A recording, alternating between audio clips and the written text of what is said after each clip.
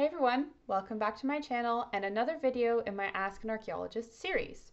Today I'm interviewing Taylor, who works as a crew chief slash field director for an archaeology company based in Nevada, USA.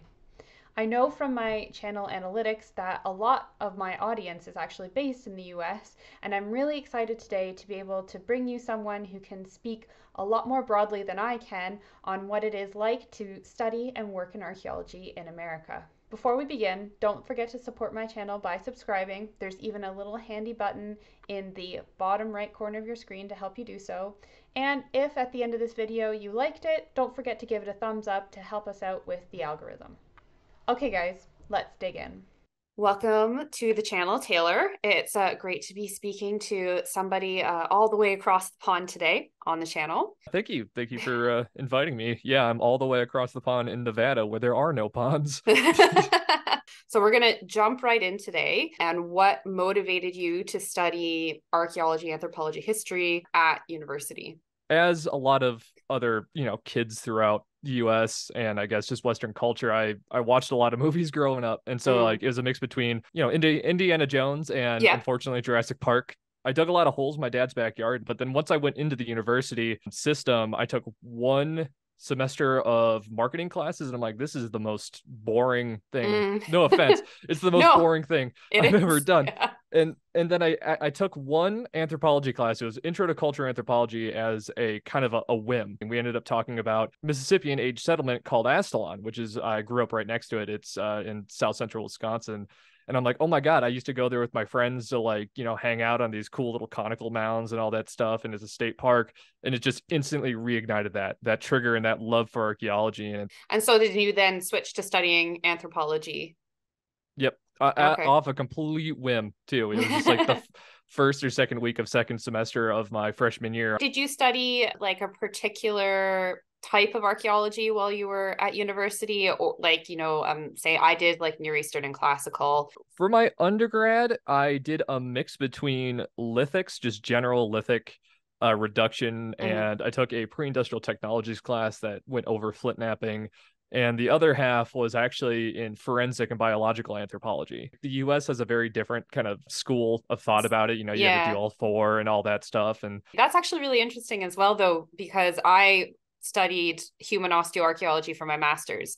So like I didn't have to do forensics or bioarchaeology I didn't have to do it in my undergrad. I did end up doing some of it because I went on a field school where we worked with skeletal material, and I was like, oh, cool. this is really cool. So I got to do classes in that, and then I went to do a master's in it. But can you talk a bit more about the difference perhaps in the US system? Because like, to give a bit of context, in Canada and the UK, archaeology is it's its own department. And for example, at my school for Laurier, we had 4 different streams of archaeology, so you could take courses in that specific civilizations, and there were more general courses about archaeological theory. So how is that a bit different to your experience? The US tradition in terms of archaeology falls under the anthropology umbrella. Almost every single university you go to does the 4-field approach. And so for your undergrad, you have to take one of each class and do a certain amount of credits within those, umbrellas. So like the 4-field approach being archaeology, linguistics, cultural, and biological anthropology. Cultural and linguistics occasionally get kind of lumped together. I think it was Binford came up with the quote in one of his articles: American archaeology is anthropology or it is nothing.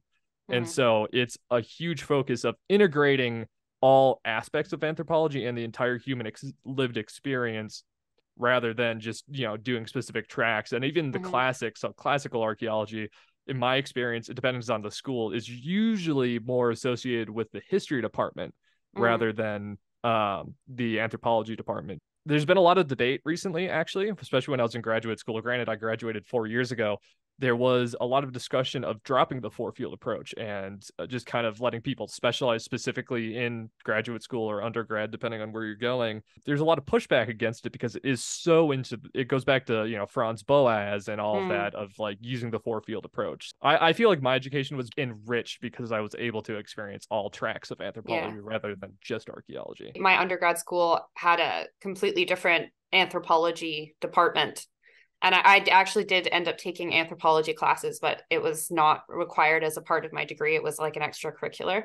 And since I've left my school, they've not really closed the archaeology department down, but they've like Mm, merged it with our history department instead of our gotcha. anthropology department. So it's interesting that it has a much more, just because you're from America, I'm from Canada, and we studied in each, that despite the fact that we're on the same continent, it seems that we have a much more European approach to things. Moving on from that, you mentioned going on a field school in Ukraine. So can you tell us a little bit more about that experience? The professor that I was taking a lot of my forensics slash biological anthropology classes did his PhD dissertation fieldwork in Ukraine, studying the lifeways and diets of the Kukutani Tripilia, which Okay. were an Neolithic farming civilization just Mm. on west central portion of Ukraine. Mm-hmm. Pretty much I took one of his classes and he always opens it up to students. It's not a recognized field school, but you go Mm. over there for 3 to 4 weeks and you dig units, you do everything you would in a field school. It was just an amazing opportunity to visit another country. Like Ukraine's a beautiful place, and Mm-hmm. I absolutely loved my time there. And it's just a good opportunity to also get into the lifestyle of what archaeology is, because Mm-hmm. you're excavating pretty important archaeological artifacts in terms of like, obsidian sickles for their harvesting or figurines or pottery. And then on the other side of it, you also have the human remains aspect, which was the focus of the actual excavation. So the cave that we excavated is called Verteba Cave, and it's been occupied for at least 8,000 years. There's some evidence that suggests it might have been occupied by Neanderthals, but that's still Mm-hmm. very, very, not confirmed. But it Mm-hmm. has been at least occupied for at least the last 8,000 years, and it's been occupied in different periods, 8,000, about 4,000, and then during the Roman times in the Bronze Age. And then more recently, during World War II, when the Einsatzgruppen was going through Ukraine during Operation Barbarossa, and there were a lot of the local Jewish population actually hid in the cave, and Oh, there's a really? movie about that. It's an amazing film, but you can actually go visit and see where they were hanging out, and Mm. there's Cyrillic on the wall saying like so and so is here. So Yeah. it's just a amazing archaeological area, because Mm-hmm. you got the first farmers in Europe, and then directly on top of them you got Roman stuff, and then directly on top of that you've got Soviet era slash World War II era. It's just an amazing opportunity that I did on a complete whim again, which is Mm-hmm. kind of a theme of my archaeological career. Apart from being in Peru for my master's thesis, it was one of the best lived experiences I've ever had. Yeah. And I would absolutely recommend, if you're going to do a field school, do it somewhere, if you can, somewhere outside of where you're from, because Yeah. it'll expand your horizons. And that's Mm-hmm. the best part about archaeology in my experience, is just the amount of horizons I've had expanded. Was going on a field school a required part of your degree, or what? Like, I know you said that it wasn't a recognized field school by your school. The University of Wisconsin Oshkosh was where I got my undergraduate degree. You had to Mm-hmm. do a field school, which is either it could be a method-based field school, which is what I ended up doing, which is a whole separate thing, but it also could be a research-based one. The reason why you didn't get credit for the Ukraine thing is because it would have been a much more expensive thing, and it was Mm-hmm. just kind of like a, hey, if you guys want to come help with my research, you can. It's like, okay, Mm-hmm. cool. The field school I ended up doing was kind of boring. It was just an excavation of a historic homestead just Mm-hmm. outside of off of Lake Winnebago in central or north central Wisconsin. So Oh, okay. not much to talk about there, besides the fact that we were working 10 hours a day in the middle of the Wisconsin humid summer, which was an experience. You've mentioned your master's a couple times and also studying in Peru.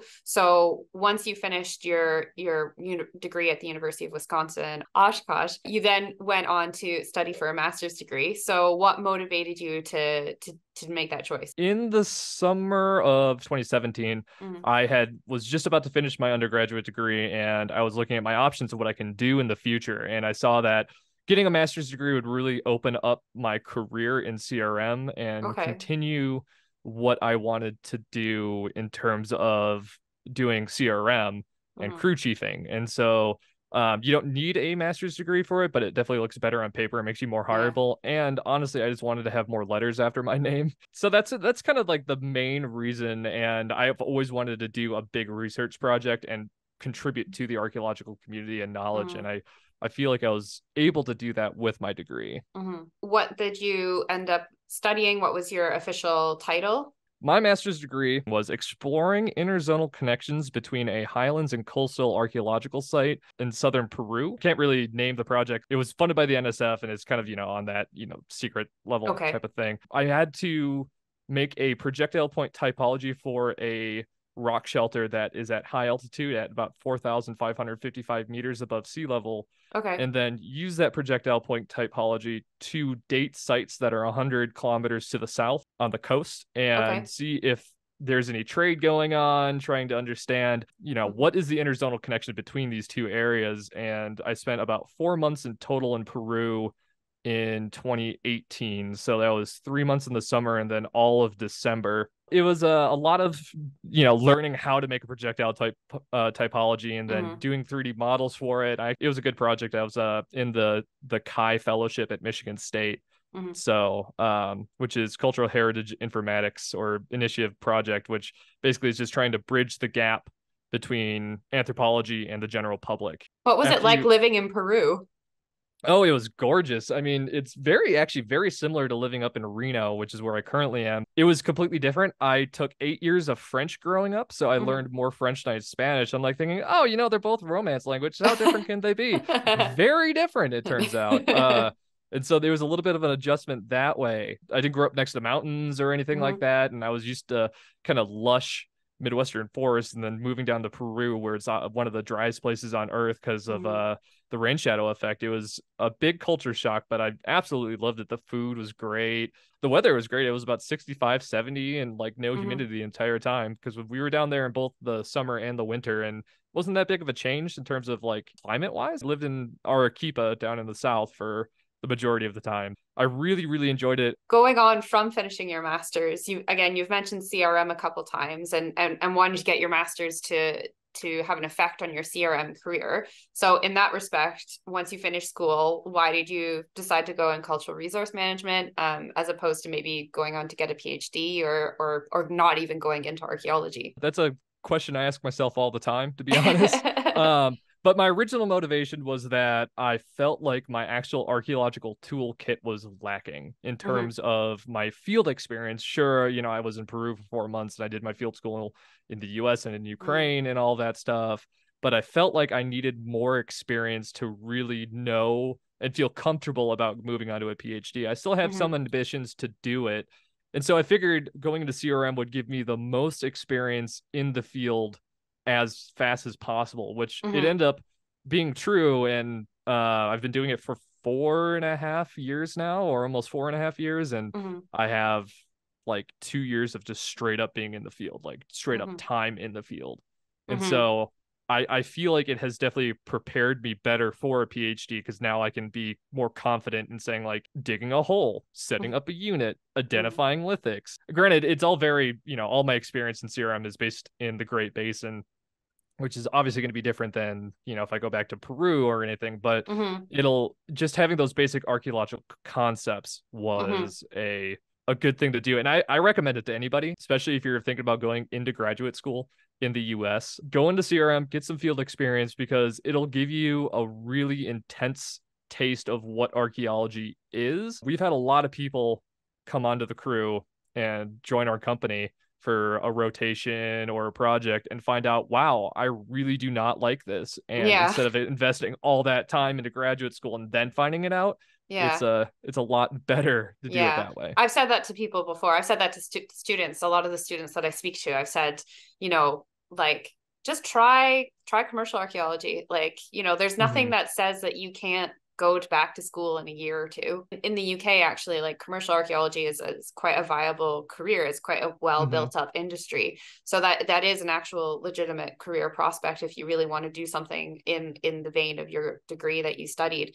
It's certainly a lot more viable than getting a tenure track position or becoming a professor. And there's a lot more scope to be able to do things with it. So try it out before you invest a lot more time and money into getting all of these extra degrees. Can you tell us a little bit more about how CRM works in the US? Because it is quite different from the UK, but obviously, as you said, like there's similarities between them.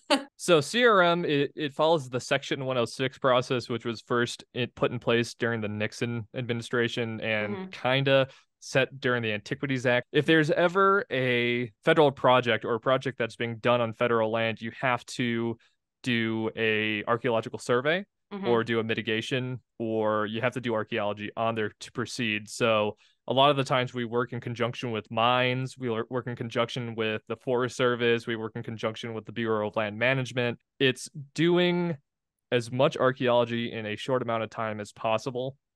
And so it's a lot of recordation, especially in the Great Basin where there is no deposition at all.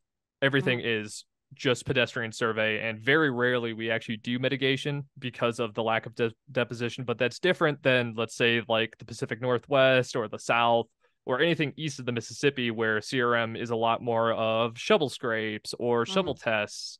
And so there's a federal law that applies across the entire country, but the US is so geographically different depending on where you are. The Mm-hmm. actual practices within CRM can vary. I have friends who are crew leads in Wisconsin, and their job is very different than my job.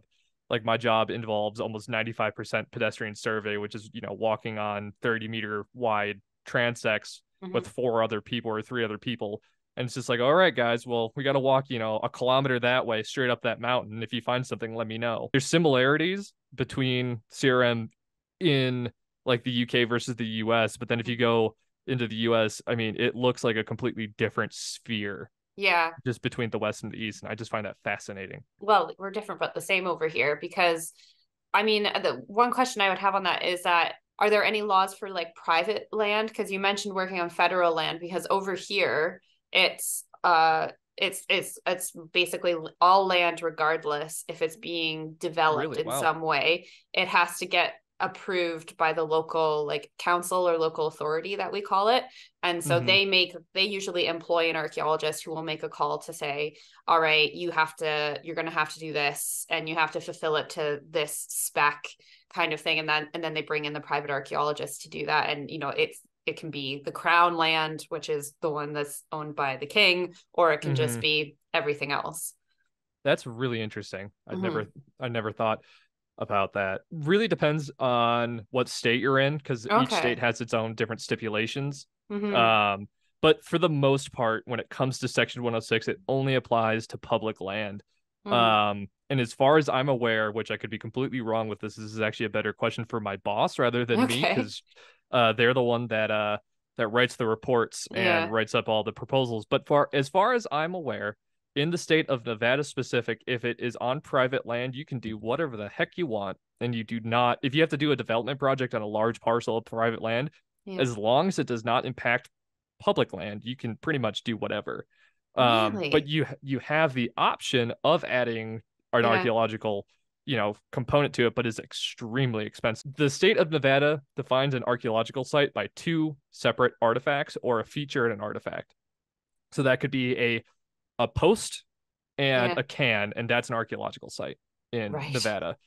And so it costs a client to record that post and that can, I think about $1,000. That's really interesting to hear the difference between the public and the federal, because that's just not how it works over here. Like we often call it developer led archaeology. So the developer obviously doesn't necessarily want to find archaeology, but I think really as well with the development of geophysics and Mm-hmm. that kind of stuff, they've really started to adopt much more of a like proactive approach to things. Basically, I think every single project in the UK has to be reviewed, and not all of them require archaeological stuff because some of them are like, oh, this isn't likely or whatever. Like 85% of the archaeological discoveries in the UK are done by private commercial archaeologists. Oh wow. Think you could fit the UK inside the state of Nevada, I think. Probably. It's quite small.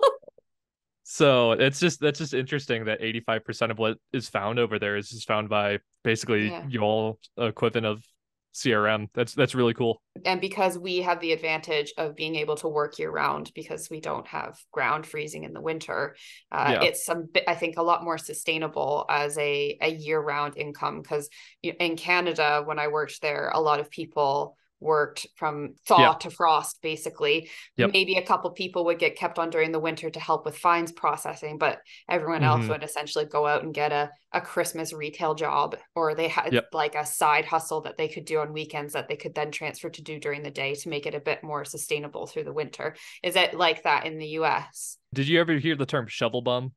Yes. So we have a lot of shovel bums that come Mm-hmm. out west because there are parts of Nevada that never get snow. A lot of people just kind of shovel bum around. Since we're in a high desert, I mean, I'm sitting at like 4,400 feet right now. Mm-hmm. We eventually do get snow. We get a lot of people shovel bumming that literally live out of their cars and drive from, Georgia to Nevada, then to California, and then all Mm. over. I mean, one of my coworkers that I was working with a lot, he was the definition of a shovel bum. Like we were talking to him and we are just like, hey man, where are you going to next? He's like, oh, I got a job in Guam. And then after that, I'm gonna go to Alabama, and then after that, I'm gonna go to Florida, and then I'm gonna be back here. And then he just did that. And then he was just Right. jumping from project to project to project to project. And so if you're totally willing to like live out of a car or an RV or do van life, you could shovel bum. And there's a great website called Shovel Bums, which Yeah. where a ton of people post jobs. Yeah. And I technically did that for my first CRM project. I flew out to Nevada, stayed on a bunch of people's couches for the first month, and then just, drove around, jumped from company to company to company, living out of my Chevy Impala. It was Yeah. awesome. I've heard the term shovel bum. But we don't use it in Canada, but I think that will be because all of Canada freezes during the winter, so we Yeah, don't have yeah. somewhere to go. Has always got viable work going on. And the UK, you do have to an extent that kind of culture going on in a way, but not traveling near as much because as we said, like it's a much smaller country. A lot of the Yeah. time what ends up happening the way that we work is you will work for a company for a specific project and they send you out from Monday to Friday, but you always kind of end up coming back on the weekend most of the time, and you Hmm. don't end up going anywhere too far away that you often have to be away for the weekend. That's kind of the best part about the job though, isn't it? Mhm. It's just going to these beautiful places. Talking about your experiences in the field, can you tell me what your like best and worst field experience are? Best field experience would definitely be in Ukraine. Mm-hmm. Excavating in Verteva Cave was something that not a lot of people get the opportunity to do. Mm-hmm. And it honestly changed me as a person. And I was one of two people to excavate a bone dagger that was underneath this ceremonial rock. It was made from either an auroch or a domesticated cow femur. And it was just this beautiful object. It was, about yay big. And I pulled it out and I, showed it to the Ukrainian principal investigator. And he just like gave me this blank look of like, oh man, how did you find that? I was Mm-hmm. like, oh, what did I do wrong? I thought I did something wrong. And he's just like, no, that's amazing. We've only found one, and Mm-hmm. it was really cool. And it was just, I was holding something in my hands that I know that was like 4,000 years old. I Mm-hmm. know it was important, and it was super rare, and I thought that was just incredible. And just that whole field experience being in Ukraine and becoming really close friends with some of the Ukrainians there, and some of the people I ended up going to school with, and Mm-hmm. I still talk to them almost every single day. So I would say Mm-hmm. that was my best field experience. Mm-hmm. My worst field experience was 2 summers ago, and we had this project in just outside of Tonopah, uh, Nevada, which is one of the hottest places on the planet. Okay. Not really, but in my mind it is. And we were Mm. just having a crazy hot summer that year.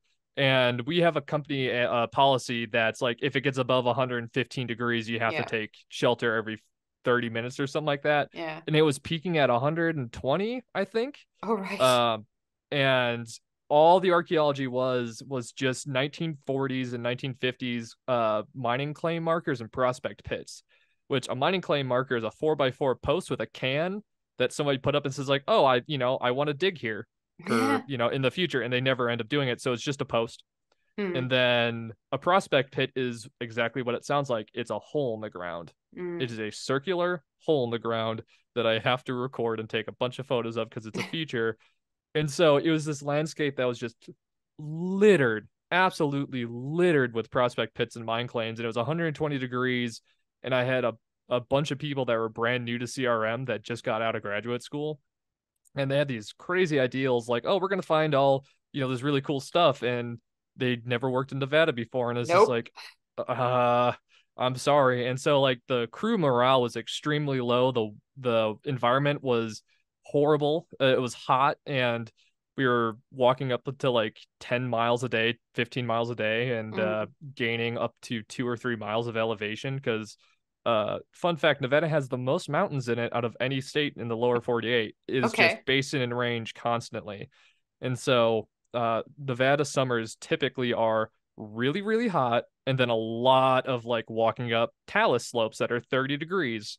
All right. It's like, I'm going to go climb that hill. It's 500 feet tall, and it's going to take me an hour, and I'm probably going to stop 3 or 4 times because some Yahoo back in 1940s like, I'm going to dig a hole here looking for gold. And they didn't find it. And so now I have to put a hole or put a circle around it and get a bunch of photos. And so Mm. it was a combination of being really hot, really boring archaeology, and the environment was terrible. But Okay. Tonopah's fun. Would recommend it. That's where the famous Clown Motel is. The Okay. supposedly extremely haunted Clown Motel. So Google that, audience, if you want to kind of go down a weird rabbit hole. Okay.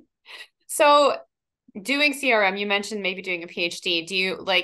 What are your like future aspirations to do then? Or do you want to maybe like be a CRM director, or do you think getting a PhD and then getting a CRM director? Or Well, it's hard to say because once you get a PhD, it actually you become less employable in CRM because all right. people expect you to become a principal investigator and they want to pay you more as opposed to just having a master's degree. You can just do crew chiefing or crew Mm-hmm. leading, and you're out in the field all the time. That's why I like CRM is being out in the Mm-hmm. field. Once I Mm-hmm. become a principal investigator, it's going to be a lot of report writing and Mm-hmm. being in the office and telling people to go out in the field. Like Mm-hmm. all the principal investigators I work with who are amazing people, amazing archaeologists, they all say the same thing when I ask them, like, do you miss going out in the field? And they just gave me this really sad kind of blank look, just being like, yes.